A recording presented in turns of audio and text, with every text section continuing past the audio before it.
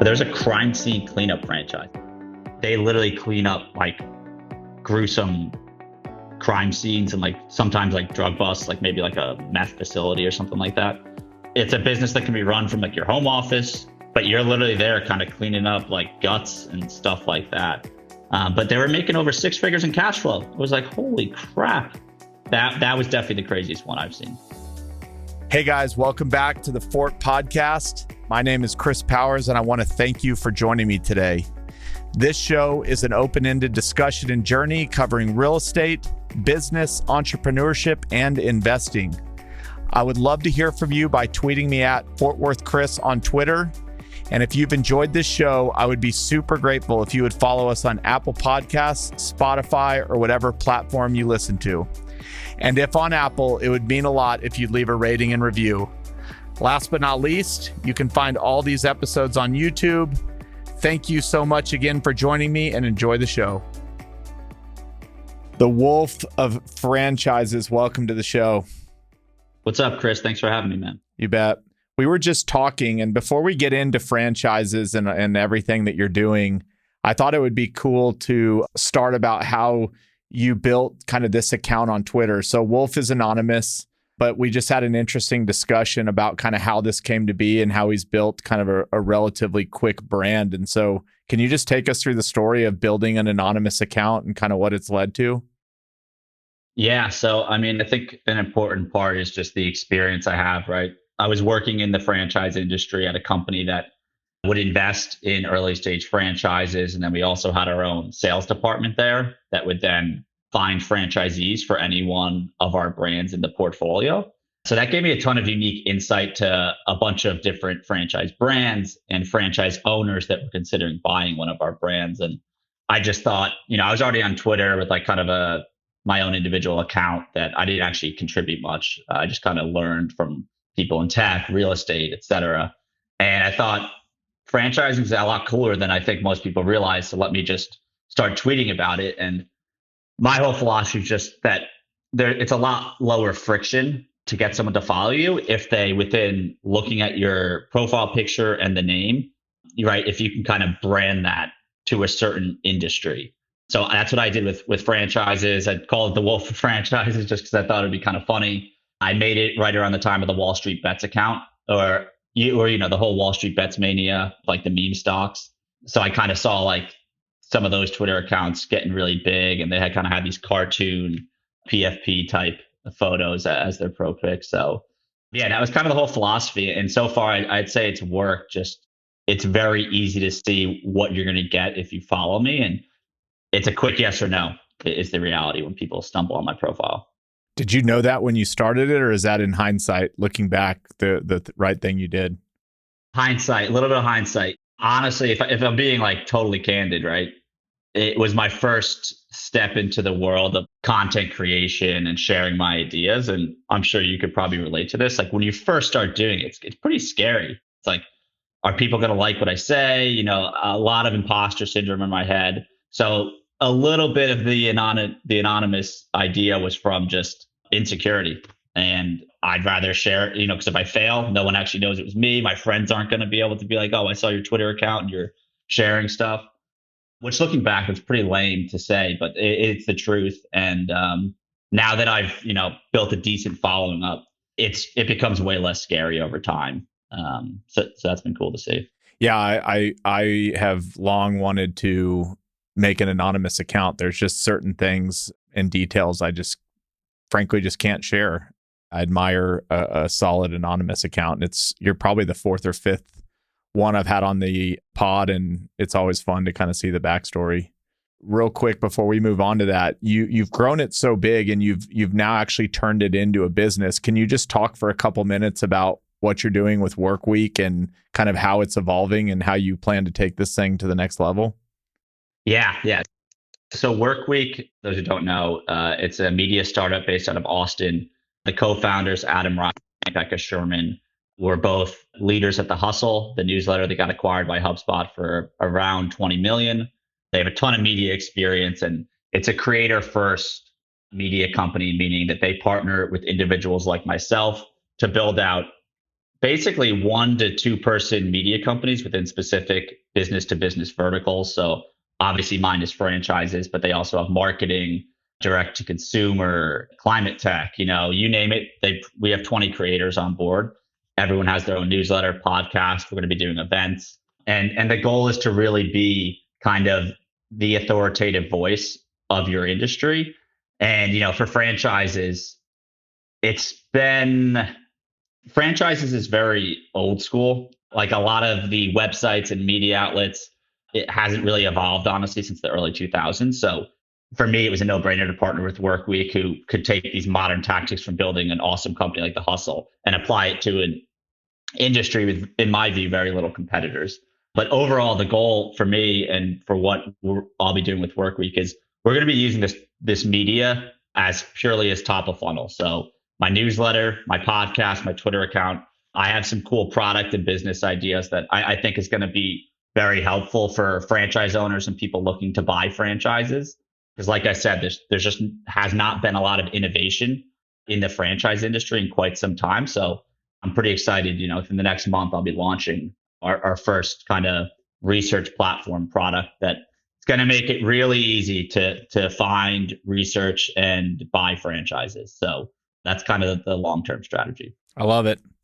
All right, let's dive into the good stuff, all the franchise information we can handle. So let's start with like the most basic question of them all. What is a franchise? Yeah, so a franchise is just a small business that decides to, and it could be anything. Everyone thinks of McDonald's when they hear franchise, but could be a home services company, a gym, a barbershop, you name an industry, there is very likely a franchise in it. There's over 4,000 franchises in the United States. So it can be any industry, but it's really just a local small business that decides to license its operational playbook, marketing playbook, its branding, any trademarks to other business owners around the country. And in exchange for providing that to another business owner, they're collecting a franchise fee, a royalty, and likely an advertising fund fee, and possibly some miscellaneous fees and charges in there. But for the most part, that's kind of the agreement is I'll teach you how to run my business. In exchange for that, I'm going to collect 6% of revenue, and you're going to have to pay a $40,000 franchise fee to buy into our network of other franchise owners. And do most franchise businesses that become franchises, do they kind of start out with that in mind? Or is it, hey, we built a great store. This seems to really work. People really love it. This is going to be our way of expanding. I'd say it varies from brand to brand.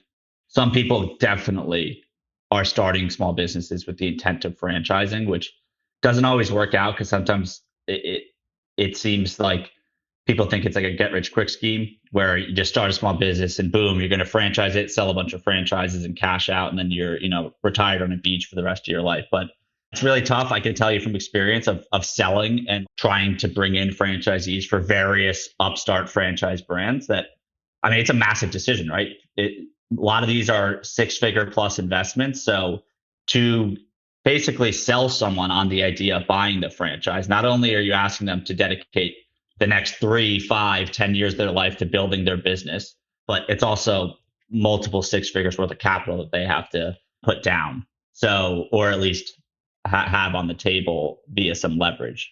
So yeah, it varies. I wouldn't say one way is better than the other, but you definitely see some people just stumble into it and realize they have a great concept and are like, oh, well, rather than raise venture, let's go franchise it.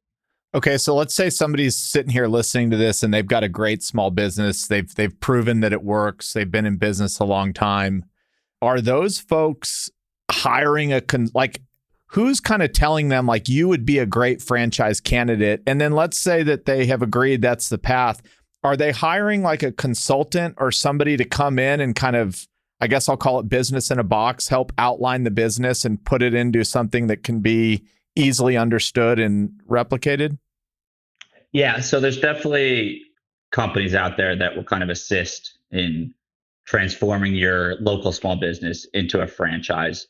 And a big part of that is what's called the franchise disclosure document. So every franchise in the United States has one of these, from McDonald's to the franchise that we've never heard of. It's regulated by the Federal Trade Commission.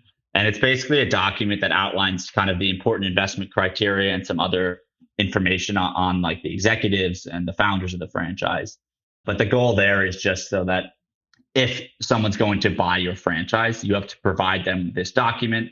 They have to hold on to it for at least 14 days before actually signing and wiring any funds. So it's kind of a way to protect investors, because I guess in the old days of franchising in the 80s and 90s, it was kind of like I'd get on the phone with you, Chris, and I'd say, hey, like I have this amazing franchise opportunity, but you got to wire me the 60 grand franchise fee tonight, or else the locations, you're going to miss the opportunity. So a lot of bad things apparently happen that way. Yeah, so there'll be companies that kind of will do competitive analysis to say, hey, this is like your franchise competitors. This is what is in their franchise disclosure document. Your numbers stack up like this versus theirs. For me, if you have the cash flow to build out your own kind of franchise development department, that's great. Do that because you keep your equity. But there's a lot of different companies that'll just be a bolt-on franchise development department, or some, which I actually think this is a smart move, will raise money to kind of have the cash so that as they find franchisees, they can hire the personnel to train, support them, and all the things that go along with franchising.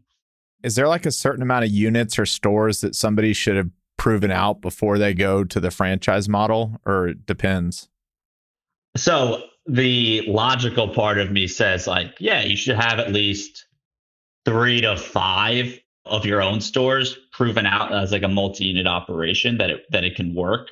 The reality is, Chris, I've seen franchises that they have one location, they start franchising, and boom, they take off. And as I'm saying this, one that comes to mind is Crumble Cookies. They opened up one location in Utah. That's it, one. And the founders didn't come from the cookie industry. They just kind of fell into it, wanted to do their own thing, and it's taken off. And today there's 535 stores open. They're going to do 1 billion in system revenue. Like and that's after just opening up one cookie store. So it's kind of crazy what can happen. We just had a box of Crumble cookies sent to our house. We just had a baby, and that was a gift we got. Was a box of Crumble cookies. So yeah, one of those cookies is enough, man. Yeah, I can't have more than one at a time. Okay, so we made a decision that we want to become a franchise. We kind of hire a company that's going to come in and say, how long does it take to kind of put the business on paper to where you now have something that's ready to go sell the world? Does that take a couple months, a year? Like, how long does it take to get it all on paper? Probably, like if you're efficient, 3 to 6 months, because you're going to want to meet with attorneys to draft that disclosure document. And then you have to register the disclosure document federally. And some states require for that document to be registered individually in their state. And frankly, I've been through that process with new brands. Sometimes it takes a few months for them just to say, yep, we went through your documentation, like you're good to go. You can legally start selling franchises. But the reality is you're just waiting on these government funded offices to get through paperwork. And sometimes it just takes long. But I'd say 3 to 6 months is a realistic timeline. As a franchisee, are there any big questions that they should be thinking about asking themselves, but also asking the franchisor when they're kind of going through the process? Yeah. So, I mean, for one, just when you're looking at a franchise, back to that franchise disclosure document. I mean, that's a big factor in your due diligence process. And there's something called, so it's broken out to items, like it'll be item 1, item 2, item 3, et cetera. And there's 23 primary items. So item 19 is the one where you'll get to see a franchise's performance if they decided to share any of it. So unfortunately, there's no regulation that mandates a franchise to actually share performance data. So, you could be looking at a brand's FDD and it'll say, we've chosen not to share any financial information, some other legalese text there. But the ones that do, I mean, that's going to be your idea of what potential return on investment you can get. So if I see an emerging brand, and to me, I define emerging like anywhere from one location to 50, 60, 70 is emerging. If you see a new brand that isn't sharing financials, to me, that's a red flag, because why wouldn't you? You kind of have to show some proof that your concept is actually worth the investment. Whereas McDonald's, just to use the extreme example on the other end of the spectrum, they don't need to prove, right? Like people know it's a massive franchise and you can pretty much open one anywhere. You're going to get customers coming in the door. But new franchises, they got to show, why they're worth the investment because it's riskier, right? Part of the benefit of a franchise concept is that it is a quote unquote proven model. So the newer a franchise is, inherently, the less proven it is. So I would say just pay attention to that item 19 with the financial data. Other than that, you can always speak to franchisees as part of your process. So, ask them kind of questions based on what you see in the documents versus what the franchisees who are on the other side of the investment have seen, meaning like, hey, the listed initial investment range is 300 to 500 grand. Was that accurate for you? How quickly did you get the location up and running? Is the item 19 data, like how quickly did you get to cash flow profitability? Is there seasonal customers? Is your revenue weighted too heavily in multiple customers? And that's like a thing in home services I've seen where sometimes these franchises will franchise off of a business that had like 2 or 3 big corporate accounts that drove up their revenue, but most franchisees aren't going to get those. So yeah, it's a little bit specific to the industry and the type of franchise, but overall, I'd say comparing the FDD to the existing owners and what their experience has been like. Like if a new brand is taking off, and I know a lot of questions you could probably say like it really depends, but are a lot of the folks that are applying to be a franchisee, maybe this is just in general, are these first-time operators, or has the industry kind of moved to a place where the majority of new franchisee openings are from proven operators that own a lot? Maybe we'll start there. So based on my experience, it's a mix of first-time operators. And I'd say once a brand, I don't know what the magic number is, maybe it's 100 locations open. But there gets to a point in the brand's life cycle where experienced operators are like, all right, this is legit. Let me now, like, I'll go and buy into this franchise. But I'll caveat that with that the brands that do really take off, even when it is first time operators jumping in, they're pretty sophisticated folks. And I like to point to Orange Theory because just through my past work, I had a lot of contact and conversations with many franchise owners in that system. A lot of big multi-unit ones, like folks who own 40, 50, 60 locations, and also like the international rights to countries like Spain and Australia. So these people were coming from like corporate investment banking, white collar backgrounds, but they know how to manage a P&L. They've led teams before, not necessarily for a small business, but teams within a larger corporation. And, they're very disciplined type people. So that's part of the beauty of a franchise concept, is that you can take someone with the discipline and the savviness who knows business, right? But you can give them a fitness concept. And even though they don't have a lick of experience in the fitness industry, that's what Orange Theory did for them, right? They said, hey, this is how you think about the fitness world. This is how you hire trainers. This is how you run a gym, all those different things that they would have no idea about. But they're able to just take that and apply it to their local Orange Theory. And like that system's been a major success. I mean, founded in 2010, 1,400 plus locations open worldwide. That type of growth is not the norm. That they're an exception to the rule. A lot of franchises take decades to really grow and hit national or international scale. But yeah, so mix of owners, man. But again, like first time operators can still be pretty awesome, assuming that they have the discipline to kind of just take the playbook from the franchisor. So if let's kind of focus on first time operators for a second. Are most of the first time operators going to a conference and kind of looking at the menu of opportunities? Are they going, hey, I worked out at an Orange Theory once, I want to own an Orange Theory? Or like, is it usually I've experienced a product and now I want to bring it to where I am? Or is it more, here's a list of businesses, this one seems really profitable and I don't find it in my city, and so I'm going to do this? So there are people, and I've met them who for Orange Theory, they say, yeah, I did a workout and I was just like, this is going to be amazing, so I got to buy one. Then there's others who like go to a restaurant, they discover a franchise and like, oh, I got to open one in my hometown. I personally don't think that's a good way to like research franchises. Like just because you're a big customer of it doesn't mean that it's a good business. With the Orange Theory folks, they got lucky. It was great. It was fantastic business. And a lot of these folks can probably retire today if they wanted to, who got into that system early. But yeah, the other way is It's research, and candidly, that's part of what I'm trying to kind of solve for with the media stuff I'm doing, and also this first like research platform that I'll be releasing in the next month, hopefully, is that to do self-guided research right now in the franchise industry, it is a mess. It's kind of where car dealerships were in the 90s, where if you wanted to buy a car, you had to call the car dealership and you get a salesperson on the phone. And that was your only way of finding out good information. I'm not kidding. That's where the franchise industry is today. There are trade shows, but like unless it's local to you, you're going to have to jump on a flight. And frankly, a lot of the brands there aren't great. And it's limited, right? I mean, like I said, there's over 4,000 franchise brands in the US. So there's a ton of businesses out there. And at a trade show, you get like 80 of them maybe. So yeah, and there are brokers too that basically function like real estate agents do in the residential real estate world, right?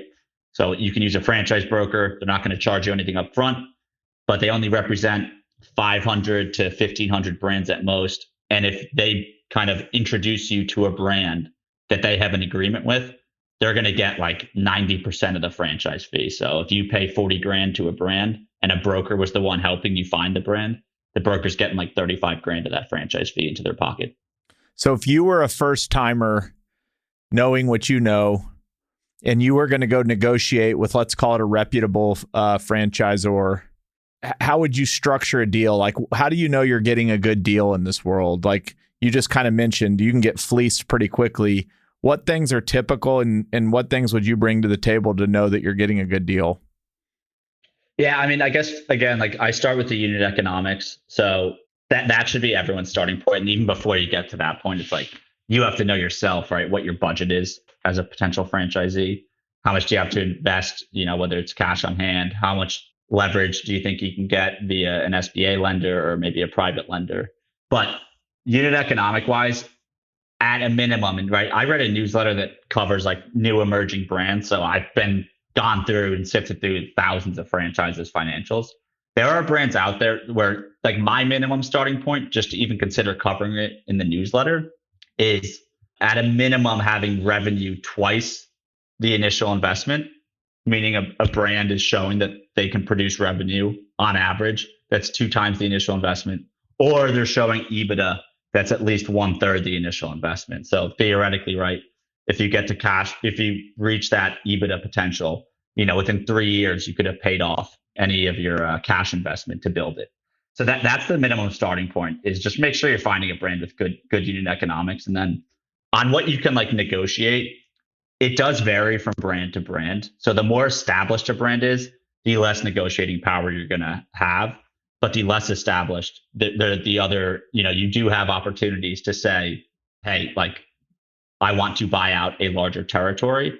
And for a big brand, right, they're going to say, oh, well, that territory is not available. Like we already have franchisees all over the place. Even if it was, the more proof of concept that they have, basically, the more they can mandate that you're going to pay up front. So if you were to say, hey, I want like half of the top half of New Jersey, they're going to say you have to pay like 90% of those franchise fees up front, which that could be $500 to $1 million in franchise fees alone. But if it's a newer brand, and there's kind of like 3 strategies I think of when you're going to buy a franchise. And one of them is target an emerging brand because they have the available territory and they're going to be willing to cut deals in the early days, because a big dynamic in franchising is just showing continuous growth and that you have new franchisees consistently coming into the system. So a brand's going to be willing to say, yeah, we'll give you that entire market.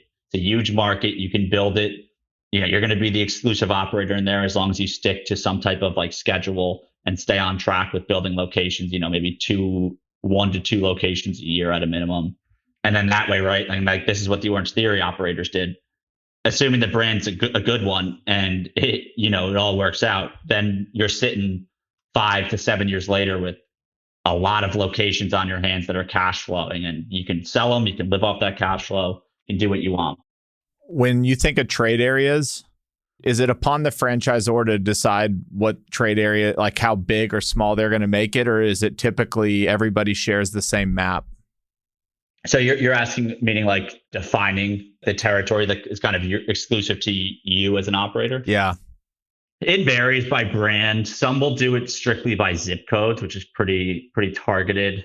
A lot of brands, though, will kind of do at a minimum by county. and this is more like newer emerging brands. You have like, I think when everyone thinks of franchise, they think of big fast food and QSRs. So like Subway's notorious for like you don't get a trade area. Like they'll sell you a location in a strip mall in Fort Worth, and then they'll sell in the same strip mall a location to someone 3 stores down. Yeah. So the big, and I'm not kidding, that's happened. They're a bit of I would stay away from them is my advice. You'll at least get county lines. It could vary by city, right? Like, I'm based in Manhattan. You're probably not going to sell like there's no county that you're going to sell here. You're going to sell like pockets of neighborhoods, but that's something that's typically pretty strictly defined so that before you get in what your zone is, where you can build stores and where other franchisees can't come in. But then also there's marketing implications there because if you can only market theoretically within your territory and not within a franchisee's territory. Isn't Subway like a $5,000 upfront kind of what is the deal with Subway? Isn't it like the least upfront deal of all time? I think it's like 200 to 300 grand to open up a Subway. The franchise fee is pretty low. It's like 15,000, but like that's another thing I say is like there should be less focus on the franchise fee and just more total focus on what's the overall initial investment, franchise fee included, and then what's your potential ROI based on what they're showing you. So yeah, Subway's pretty low, right? Like Jersey Mike's, Jimmy John's, other sub competitors are above $500,000 investments for sure. But yeah, I mean, my thing with Subway is just they oversell locations and they claim that they're not going to do that anymore. But there's so many better franchises, better ROIs. Like I think Subway's average revenue is about $420,000 per store. Food margins are super low. Like let's assume they're getting 10% on that. That's not a lot of money for you as an operator per location. So yeah, I just think given their track record and even with like issues with customers, right? With like the fake tuna scandal and a host of other like issues with their in Ireland, Subway's bread isn't actually classified as bread because the sugar content is so high. So it's considered confectionery, so it's cake. Legally, it's classified as their bread is classified as cake in Ireland. So like things like that, I'm like, that's where like as a local franchisee, I'm effectively being a local business owner. I would hate to see that about my brand in like the newspaper and on TV. Like that's just not what you want. So yeah, I think there's a lot of franchises out there you can probably find better than Subway. Yeah, there were about 50 pounds ago, there was a Subway over by TCU that I think I single-handedly kept in business, ordering 12-inch meatball subs day in and day out. Go. Today, I'm more of a Jersey Mike's, Jimmy John's guy, not really a Subway guy anymore. I'm with you. Jimmy John's and Jersey Mike's, a lot fresher sandwiches. All right, so I've found a franchise I want to buy. I've kind of done my due diligence. Is it typical that, especially early on, like how are they giving out? Are they doing a background check on me? Is there usually something as the franchisee that I have to have shown that I'm worthy of taking on your business? And I know that like at a Chick-fil-A, there's probably a much higher bar than maybe at a Subway. Those kind of I would say are the two ends of the barbell. Yeah. Yeah, you're right. I mean, Chick-fil-A's process, it's crazy. We can get into that if you want. I saw you just released the Chick-fil-A episode though, so I'm sure you guys went into it in that one. Most franchises have a very similar due diligence process that they put candidates through. And some of the steps might be interchanged, but for the most part, it goes like candidate submits a request for information. You do an introductory call with the franchise. And that's when you get a sales rep. That's almost like the first round of an interview where they just want to make sure you're not a crazy person. And as long as you're not, they'll say, hey, I'll send you a form, fill it out. And based on that, we'll then move to the next step, which is usually a franchise disclosure document review call. So that form is going to ask a lot of like, what's your net worth? How much cash is on hand? What's your timeline for buying a franchise? Do you want to operate one in the next 3 to 6 months? And it gives the sales team on the franchise side, an idea of how qualified of a candidate you are and what level of like, how serious of a potential buyer they are. So from a due diligence perspective on the candidate, there's really no regulation, so to speak, meaning like there's no credit checks or anything. I mean, some franchises may do that, but I haven't heard of any. For the most part, it's that kind of that form. And the thought is right that most people aren't just going to lie about that. And then if they are lying about, like, let's say I only have $1,000, but I'm telling this franchise that I've got 500K in the bank, and I'm good to fund a franchise up to $2 million. The thought is, right, if I go through the whole lengthy process, which is usually at a minimum 2 to 3 months, and always culminates in flying out to visit the brand's headquarters where they do PowerPoint presentations, and they'll bring you to a few locations to like walk you through what it's actually like operating the store, whatever that may be. Why would someone go through all that if they're faking it? And at the end of the day, when it came time to sign the franchise agreement, if you don't actually have the money or a means to get the money, you're kind of going to get exposed. So the system and the incentives itself kind of lead itself to like only qualified people end up actually going through it anyway. But there is no really actual credit check, or even like, I'm kind of surprised franchises don't maybe like integrate with Plaid to get financial data on customers or something like that. Pretty much that form and just how you conduct yourself throughout the whole process is kind of their background check, so to speak. Is there any data on the franchisee actually being someone that works in the business, or a lot of first timers, folks that just want to own it and put somebody in charge? So you're asking like what percentage of new owners are owner operators versus passive? Yeah, I guess like having just done Chick-fil-A, I know that you have to have worked there for multiple years in a store. You have to be very familiar to even apply to be an operator. And I guess I'm just maybe thinking, when you're looking at folks that are doing this for the first time, are they looking to do this as a job, or a lot of first timers just looking, as just to own something and then they've got somebody else that runs it? I'd say the goal typically is that to build it to a point where they don't have to run it. That takes time though, and depending on what franchise you're looking at and what websites you end up on, a lot of opportunities are advertised like from the start as semi-passive or semi-absentee is kind of the common lingo. Most franchises, right, they theoretically can be operated semi-absentee from day one, but there's two things there. If you're going to do that, you're going to have to pay someone to run your store and be in the day-to-day, which normally if you're ramping up a new franchise, that's money out of your bank account to hire that person to run it from day one. You're not going to have the cash flow on day one from the franchise to actually pay that person's salary. So I would just caution people that like the semi-absentee model is very realistic. And like, I have my own podcast, Franchise Empires, where I'm constantly interviewing multi-unit franchise owners. And a lot of them have gotten to the point, right, where they have 3, 5, I even had someone who owns 140 franchises on the podcast. They have store managers, and then they have like area managers who manage a cluster of store managers. And then they're, as the owner of the whole system, right, they're just sitting at the top kind of managing KPIs, and maybe they're working 15 to 20 hours a week, depending on if they're kind of happy with where they are and aren't trying to grow and buy more locations at that point. So it's very possible to do the semi-absentee thing. But I think my point is like, you have to work your way to that from a cash flow perspective with your locations. And then even something that isn't talked about enough that I've learned just from speaking with these owners is the emotional side of it, right? Like if you put $300,000 down on a new franchise, and if you keep your W-2 and you hire someone to like manage the construction and launch day and all those types of things, you can do it semi-absentee, but like mentally and emotionally, you have so much cash on the line. You're not going to want to just kind of let someone else take it over. You're the one with the skin in the game. You're going to want to be there. So I've spoken to people who kind of say like, yeah, I didn't realize that. And like, this is before COVID, in the parking lot of a strip mall on their opening day, trying to like manage a conference call, but also like try to greet customers. And I'm just like, that sounds miserable. Yeah. So yeah, just those are things to consider if you're getting into it. On the newer franchises, how are they being financed? Is SBA the typical way to do it? I know if you're going to go finance like a McDonald's, banks probably look at it as pretty bulletproof. But if I'm going to do one of the first crumbles, how are people financing this stuff?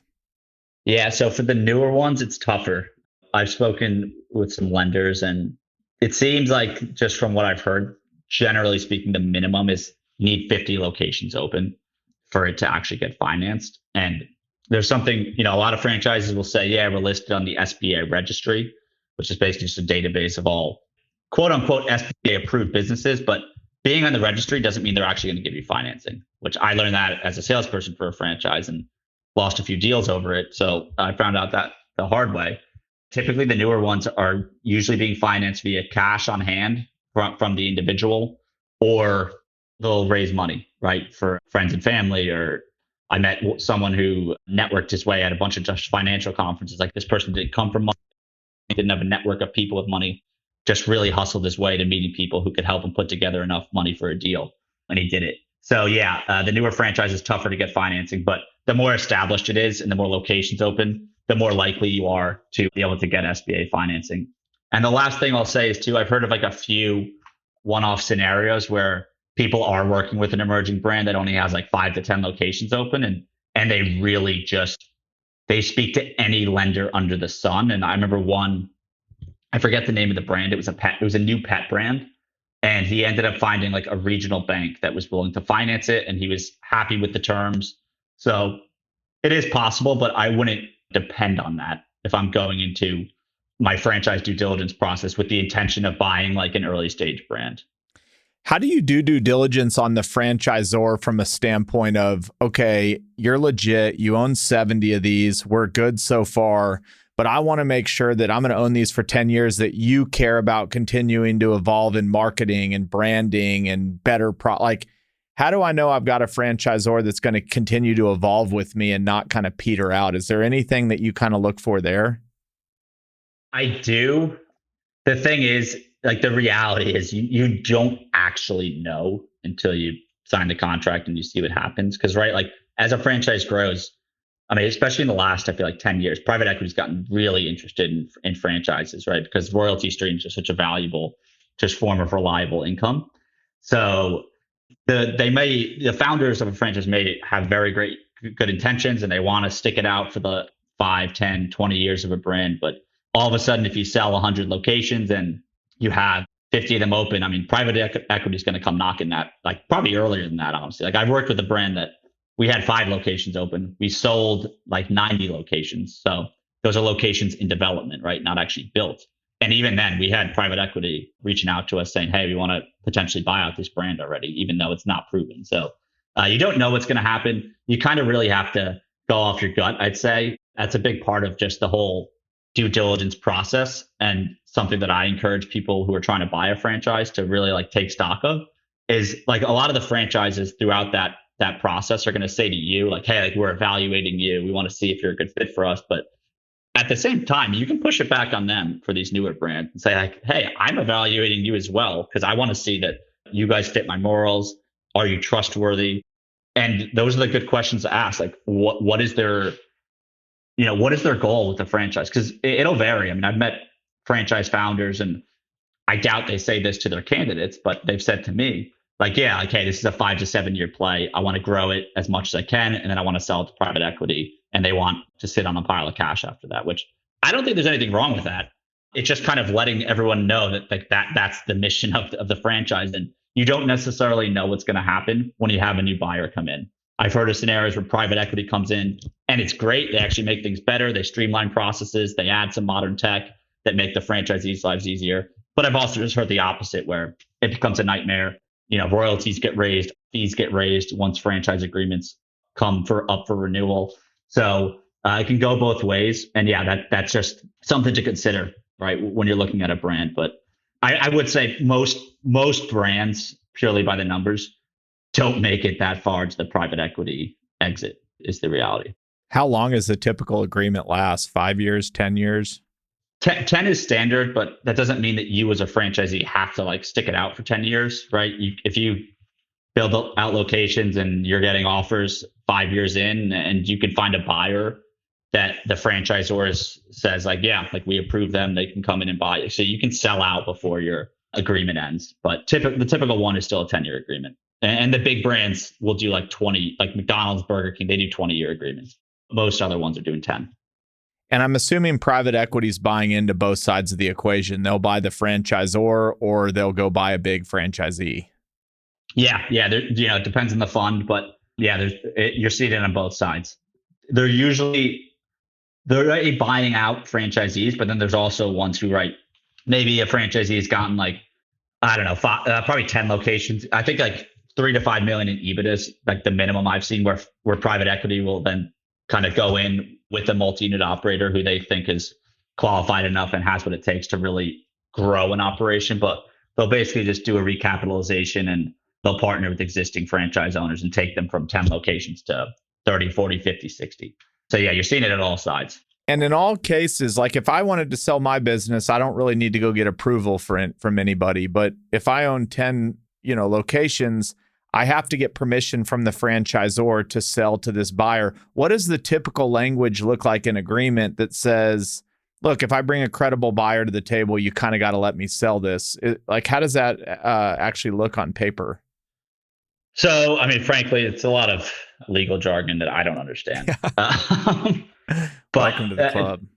Yeah. I mean, typically it's going to be just in plain English. The way I would translate it is, it's got to be someone qualified financially who upholds our brand standards. And it's a lot of cookie cutter jargon that you'd expect.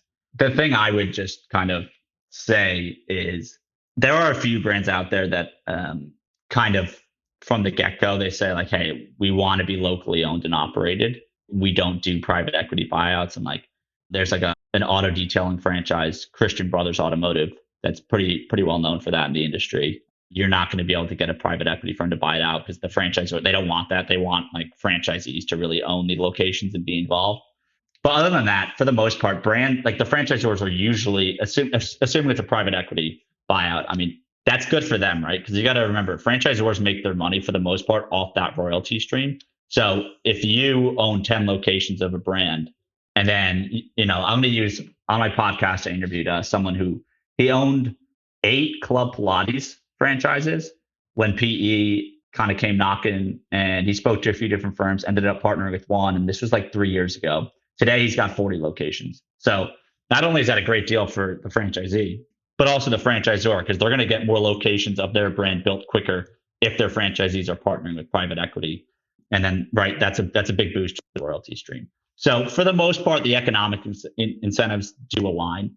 But yeah, that's another, now that you're saying it, it's a good thing to ask during kind of due diligence, is like just get a sense of the franchisor and how they would feel about transactions like that potentially down the road.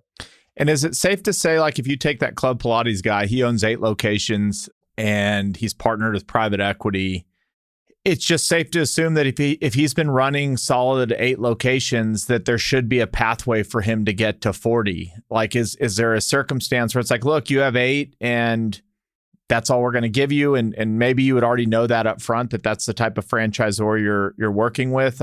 Like, what gives people the confidence that they can keep going the distance within a brand? Yeah, so what you said is exactly right. You usually know up front from the brands, because like you'll just get a sense of it in due diligence, where maybe you're trying to negotiate for like 3 locations and they'll say, no, like you're starting with 1. This is how we do things. We only sell 1 location. If you do well, maybe we'll give you a second down the road.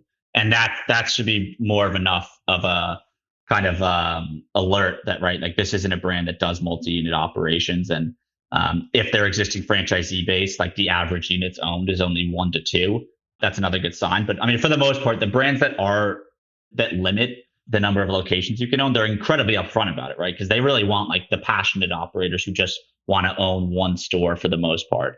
So yeah, I mean, I'd say, right, your reputation definitely precedes you in a franchise system.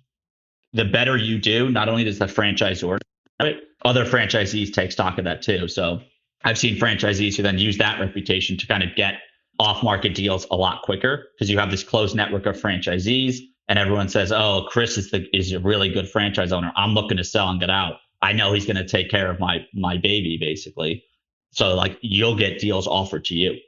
And then the last thing too, I'll say on that, right, is that it's easier for the franchisor in reality is to have more units owned by their good operators, because that's every time you bring in a new operator, you got to train them, you got to bring them down to headquarters, you kind of got to hold their hand a little bit in the beginning. But if I already have an existing owner who owns 10 locations, 15, 20, however many locations, and they're killing it with all of them, then boom, I don't have to train. It's less capital intensive and resource intensive for the franchisor to give as many locations as possible to the owners who can handle it. All right. The second part of the conversation, we're not going to put you on the spot, but now we get to hear what you would do. So like, if I just started with, what franchises do you love And which ones do you not love? And you've already talked about Subway, and maybe you can go a little bit further on them. But if you were going to go buy something today, how would you think about what to buy? There's good industries, right? And I kind of like that. Buying a brand in an industry that kind of has some tailwinds. So the pet industry is kind of a good example of that, like during COVID, right? Pandemic puppies and all those things. Like a lot of people bought pets, and millennials especially seem to be treating pets differently as, more of a member of the family. Dogs have more beds than the humans in the house. They're not in the doghouse in the backyard anymore. And like we've seen that do really well since COVID. And then on top of that, another winner during COVID was a lot of takeout restaurants in general and like fast food, but pizza especially seems to like just be like pizza works in every economy, right? If you want to celebrate something, buy pizza. If funds are tight, buy pizza. It's pretty awesome. And Domino's obviously crushed during COVID. But for me, again, I'm more of a capitalist, I guess, where it would be less of a passion project for me and more of just what's the best ROI. So when I look at brands, right, like I mentioned Crumble earlier, I mean, their unit economics today are amazing. It's like a $300 to $650,000 investment.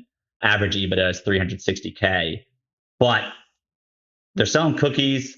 There's now people have reached out to me that are starting their own cookie franchises, and this is kind of something that happens in the industry. Is like one concept does really well and something that's maybe not as popular, and there really isn't a major cookie franchise, but now Crumble's there, so people think they can come in and just replicate what they've done, and if I had to guess, it's going to become really saturated. So like, would I want to enter Crumble today? It's a little risky. I mean, they're a pretty amazing brand, I think, but yeah, I guess I'd say what I would do, honestly, and this is something I've been seeing happen more. You've probably seen it on Twitter, right? Where there's like 66% of small businesses today are owned by baby boomers, and that's going to get transferred to new owners over the next 10, 20 years. And so about 10 to 15% of those are franchise businesses, which no one really talks about that. It's my job. But there's a way where you can basically target these older brands that are more established. And I've had folks from Midas, the car franchise, to Wingstop, to Five Guys, really any established brand that's been around for a few decades and has 1,000+ locations. They acquire one existing location. And then, as I mentioned before, they kind of use their closed network of franchisees. They kind of market themselves, speak to everyone, say, hey, I'm always looking for new locations.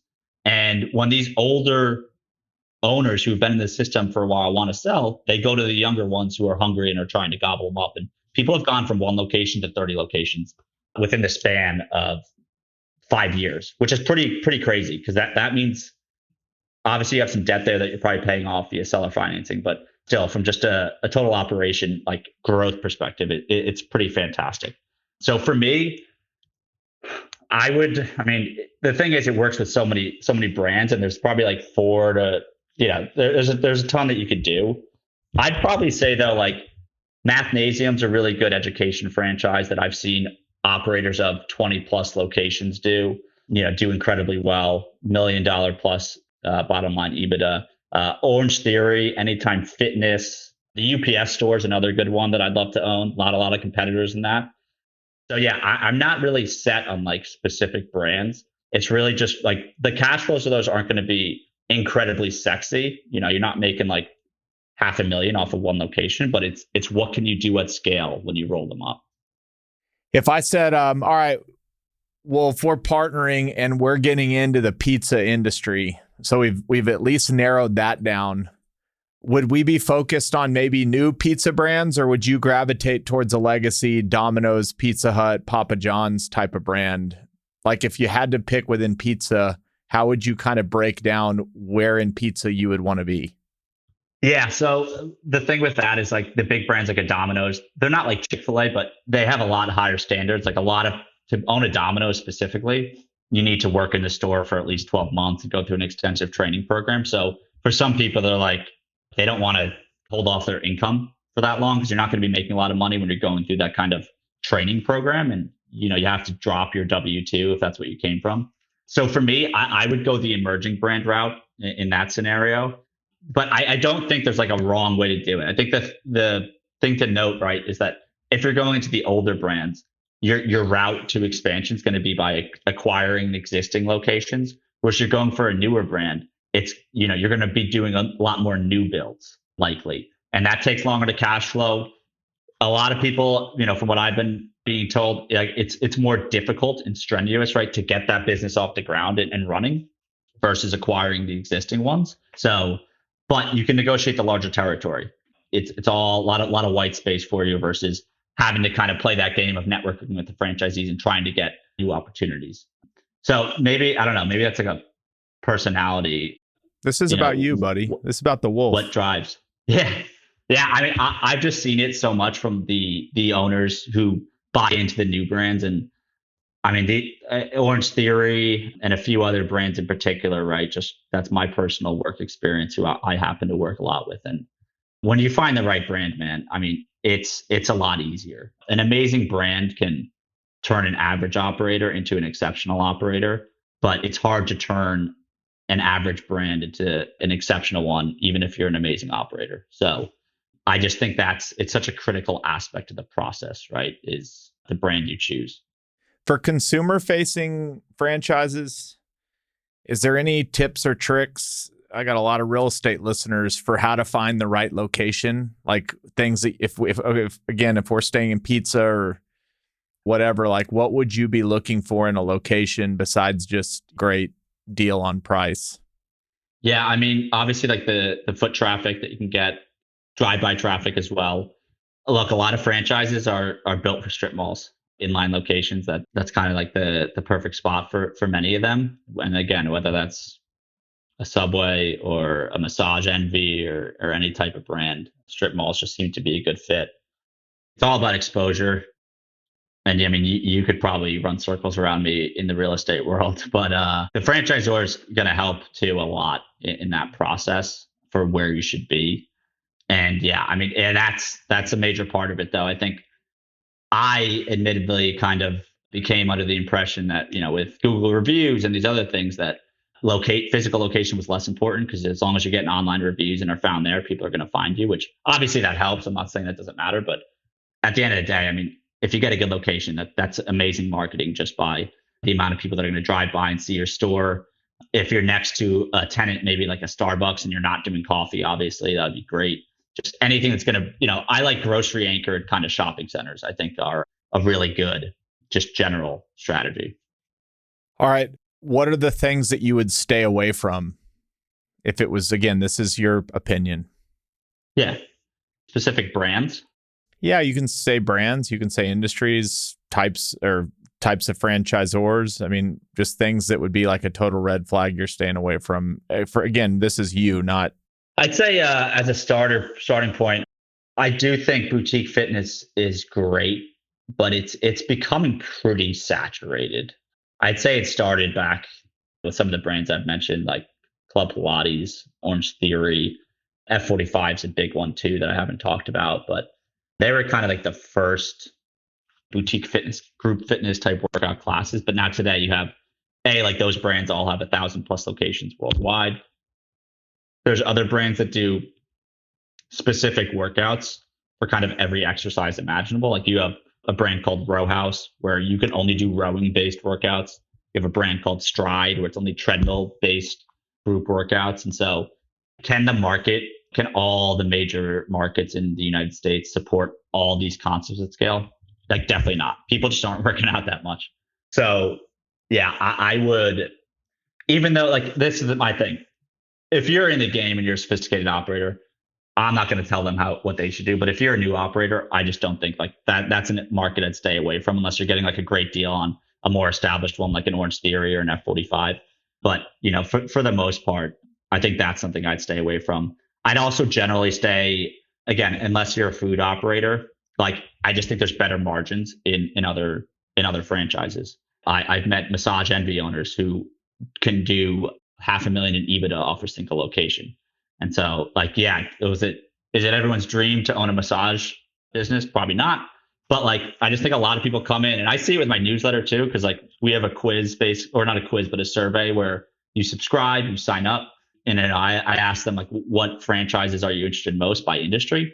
Restaurant is 50. It's like close to 50% of them, despite the fact that it's typically the highest investment range and lowest margins. If a franchise is doing 10 to 12% in EBITDA in the food space, that's considered pretty good, right? And that's after royalties, of course. Yeah, so I'd say stay away from food, stay away from boutique fitness. If you're a new operator, there's a lot better just box economics concepts out there. All right, we're going to pull from some Twitter questions. What's like the craziest business you've actually seen become a franchise? Like something that we wouldn't expect. You've probably seen something that comes across your radar that you laugh at. I saw the one that's coming to my head now is there's a lot. I mean, there's so many niche businesses, but there's a crime scene cleanup franchise that actually had I could pull it up if you want me to, but it was called Spalding Deacon. I don't even know how to pronounce it. It's like Spalding and then Decon. They literally clean up like gruesome crime scenes and like sometimes like drug busts, like maybe like a meth facility or something like that. It's a business that can be run from like your home office, but you're literally there kind of cleaning up like guts and stuff like that.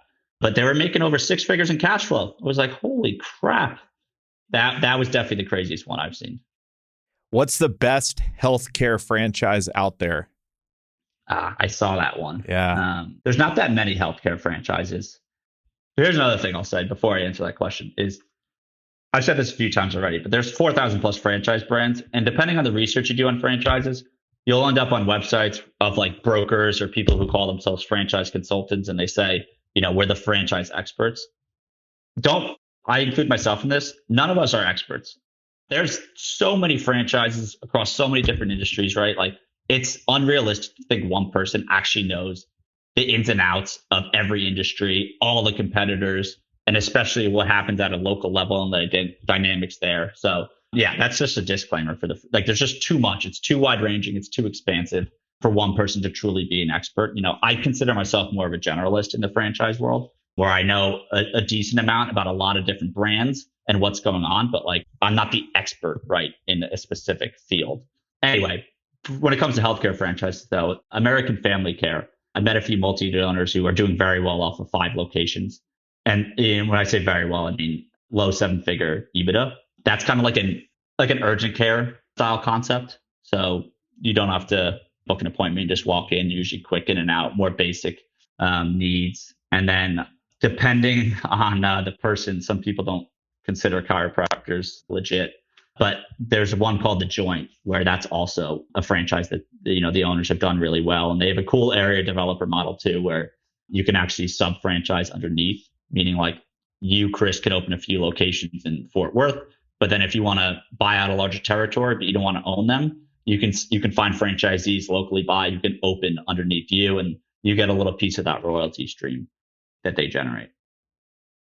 Does real estate play into anybody's decision to get into this? So when I think, often you'll hear the legend of McDonald's being one of the greatest real estate plays ever. But when I think of those 10 to 12% EBITDA margins, I also go, yeah, but if you own the real estate, that's pretty good too. Like, I guess I don't know what the question is, but how big of a impact does owning real estate play into some of these people decisions, or is it an afterthought? It's honestly an afterthought. And what I'd say is like, just from all my conversations on my podcast and just in general, I mean, most of the real estate, like McDonald's started in the 1950s. There's a lot more land up for grabs back then. But you go into a strip mall or anywhere else, there's usually some real estate development company that owns the land already. It's a lot tougher. I had one franchisee who lived in, it's down in South Carolina. I forget. It's like a big vacation town. Not Charleston, or maybe it was Charleston. I don't remember. It was around that area, but basically, now maybe it was Charleston. But regardless, the point is right. It's not like a tier 1 or tier 2 market. More opportunity. This person owned, he owned a few like auto detailing franchises, and he also owned the real estate because he could. And so, like, I think if you can at any point, obviously that's a game changer to not only own the business, but if you're owning the land it sits on, I mean, that's just a much more valuable package if you do eventually decide to sell down the road. But it's a lot harder to do, is the reality. So yeah, I'd say most people aren't focused on it, and you can still do well, right? Like you still do incredibly well just by leasing spaces and owning the business itself. There are some businesses that don't seem to exist in a large number of states. How does an operator get a franchise to a brand new state? And like, how do they go about convincing them? Are some folks just not interested in moving states? Like, how do you think about that? Sorry. So the question there is like, how do franchisors think of expanding? Yeah. Or if, is there something that a franchisee can do to go to a franchisor and say, like, I know you haven't gone to Colorado or Texas traditionally, but you should really think about that? Or is it usually made at the franchisor level that this is the region we're going to stay in and that's it? There's a few that do that. Like Culver's is pretty notorious for systematic expansion and slower expansion. I've never been to Culver's. I hear it's amazing. What is it? It's based out of Wisconsin. It's like a burger joint. Okay. But yeah, like people who go, it's like, it might be like the next Chick-fil-A for all I know, because like Chick-fil-A kind of had a similar systematic expansion strategy. But yeah, very few are honestly like that. Again, because of the economic incentives. Like it's if you're limiting where you're going to grow to like geographically, it's just going to be a lot slower. And from the franchisor perspective, the way you're going to make more money is by selling more locations, ensure that they're profitable so that your franchisees stay in business and that some new franchisees keep coming in the system. But right, the higher system revenue you have, the more royalties you're bringing in. So just the nature of those economic incentives, the large majority of franchises aren't doing that, like a slow, systematic approach. The reality is that they have someone who's qualified, who's on the other side of the country. They're going to be willing to give them a shot for the most part. So yeah, it's really not a major issue. But yeah, I mean, look, that's probably just a conversation that you'd want to have as a franchisee, probably before buying in, if that's a big factor.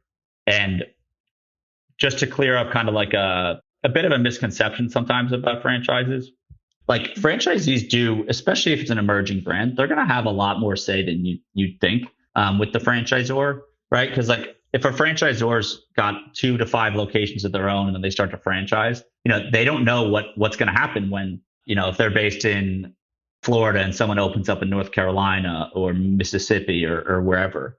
So a lot of them, those first franchisees are actually a huge part in kind of building the rest of the playbook for franchisees and for the system as a whole, because they always learn new things. Like when you go to a new market, what works better for a grand opening plan, local marketing tactics. Customers may have a little bit of a different desire for certain things. So yeah, I would just want to caveat that and note that as a franchisee, if it's an earlier brand, you actually will get some good face time with the franchisor. And it's not just like, here's the rules, you have to follow them.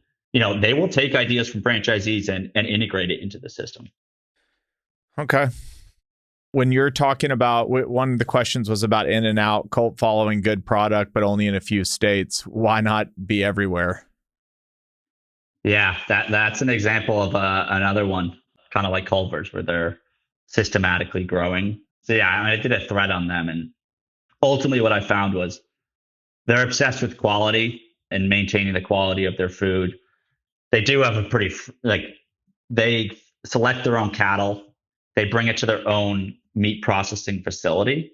And then from there, it gets shipped out and driven to every single store on a 24-hour basis. So they won't open anywhere where they're more than a 24-hour, a day's drive, they say, a day's drive from one of those facilities. And obviously, right, to open one of those facilities, like you need more than one store per facility. So that's the biggest reason is they're not willing to compromise on quality. So it's going to be a very slow burn for them to build across the country. And the existing CEO, who's about 35, 36 years old, she's third generation owner. Her name's Lindsay Snyder. I think there was some like viral comment on like a YouTube video or something. I can't remember what the story was, but basically someone in the press was asking like, oh, like when are you going to move to Texas? Because like someone was really curious about Texas, and they're there now. But she's saying that she doesn't think in her lifetime they're going to expand east of Texas. So for us here on the East Coast, that was bad news. Yeah, it's all about those distribution facilities for them. One thing I didn't cover, and then I got like one or two more, but is the nightmare scenario that a franchisee is doing really well and their franchisor is not mishandling funds in like an illegal way, but just bad at capital allocation. They're kind of the problem. Like, do you ever see that where the franchisor is the problem, not the franchisee? And what kind of happens when that happens? Absolutely. I mean, like the biggest nightmare scenarios are franchisee gets caught up in the growth and like unit growth and stops focusing on profitability at the unit level. And like Quiznos is a classic example of this, where they were selling locations like hotcakes, but they were then so this is what can happen. They become more interested in their own profitability than the actual success of the franchisees. And on a long-term basis, that's never going to work, right? Like Chick-fil-A is actually a great example of like how it should be. They make sure all their stores are being run well and the customer service is amazing, and franchisees see that in their bottom line. Whereas Quiznos, they started selling all these locations.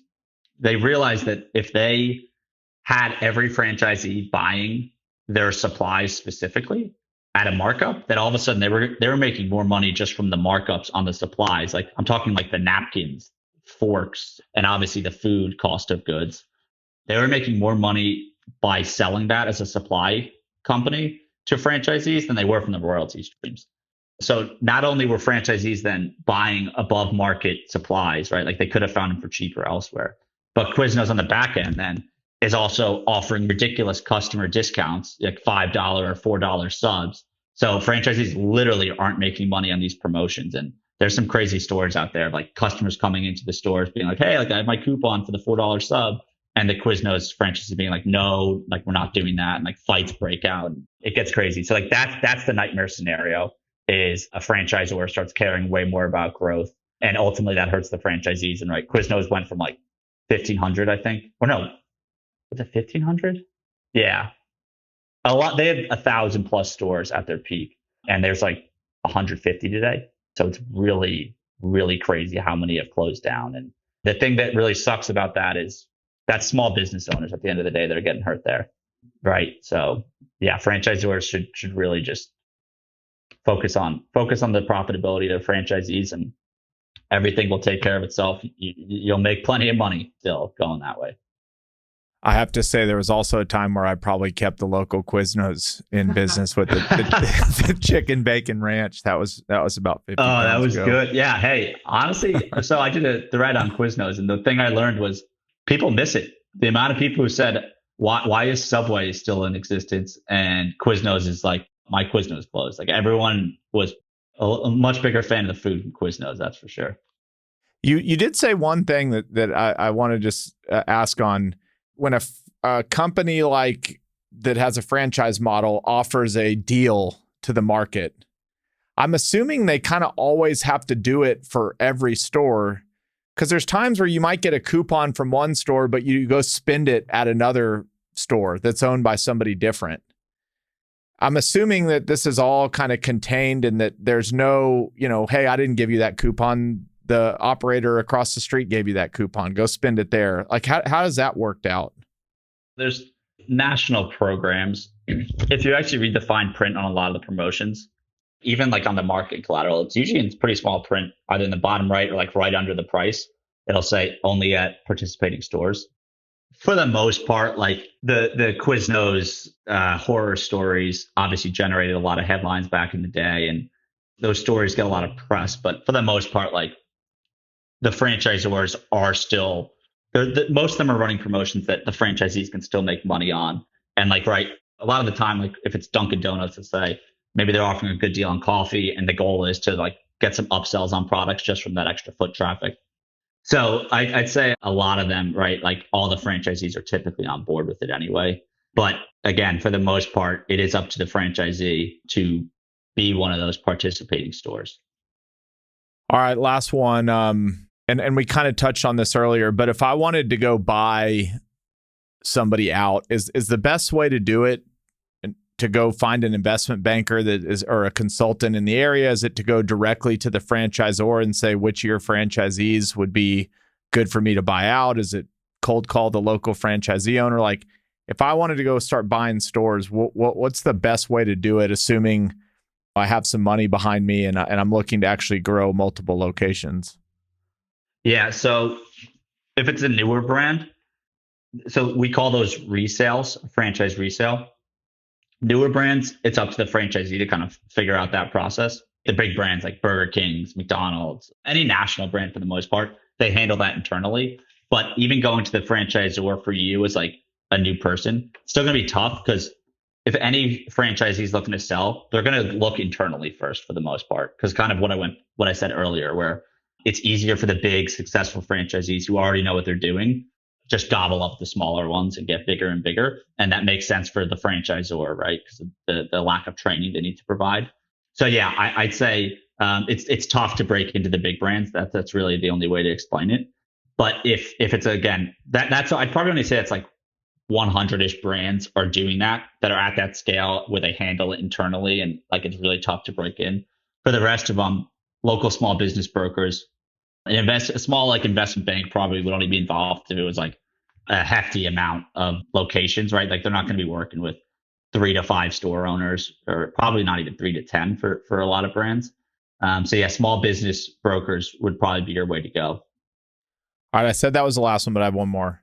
Who is the largest franchisee in the country? Like, I know there's a group out of DFW called, I think, Sun something, that own like over 1,000 locations. Sun Holdings across multiple brands. Is there anybody larger than them?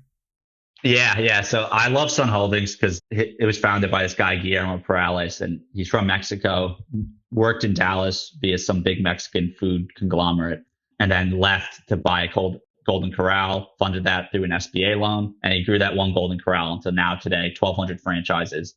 He's got Popeyes, Arby's, Applebee's, like a ton of different fast food and fast casual brands in his portfolio. They do over $1 billion in revenue, are in 22 states, I think. It's like really incredible success story. And that's just as a franchisee. So he's the 3rd biggest in the country, I'm pretty sure. The biggest operator is called the Flynn Group. They're based out of San Francisco. Greg Flynn is the founder and CEO. I think he first started with Wendy's. For the most part, that's all he owns today is a mix of Wendy's. He actually bought some Pizza Huts during COVID. There was a big Pizza Hut franchisee who went bankrupt. They owned like 1,200 Pizza Huts and they were way over levered, about $900 million in debt. So the Flynn Group came in, bought like 300 to 500 Pizza Huts in one transaction. And that is the largest multi-unit franchisee in the country. And again, that one happens to primarily be a food operator. But I had someone on my podcast, his name's Jamie Weeks. He owns 140 Orange Theories. He's still buying up Orange Theories, but also is buying a dog daycare, a pretty big dog daycare franchise called Dogtopia. And his goal is to he says like the Flynn owner, Greg Flynn, is his idol. And that's kind of his goal, is to be as big as him one day. So it'll be interesting to watch. But yeah, I mean, it's the scale you can get to just as a multi-unit franchise owner is pretty insane, right? I mean, we're talking about $1 billion holding companies. It's unbelievable. All right, Wolf, this was awesome, man. Yeah, this was fun. Thanks for having me. Hope you guys learned something. Yeah, this was great. Thanks again. And how can folks find you and everything you're doing? Yeah, so I'd say the best way is go to wolfoffranchises.com, my podcast, my Twitter. And Twitter, I'm most active. It's at Franchise Wolf, but I do have that podcast, Franchise Empires, if you're interested in that. But all kind of my media assets is at wolfoffranchises.com. Cool. Thank you. Awesome. Yeah, thanks, Chris. Hey everyone, it's Chris here again. Thank you so much for joining me on this journey. If you enjoyed the show, please follow the show on Apple, Spotify, or subscribe on YouTube. Thanks again, and I'll see you on the next episode. Chris Powers is the founder and chairman of Fort Capital LP. All opinions from Chris and guests of the Fort podcast are solely their own and do not reflect the opinions of Fort Capital LP. This podcast is for informational purposes only and should not be relied upon for real estate or investment decisions. The Fort with Chris Powers is produced by Straight Up Podcasts.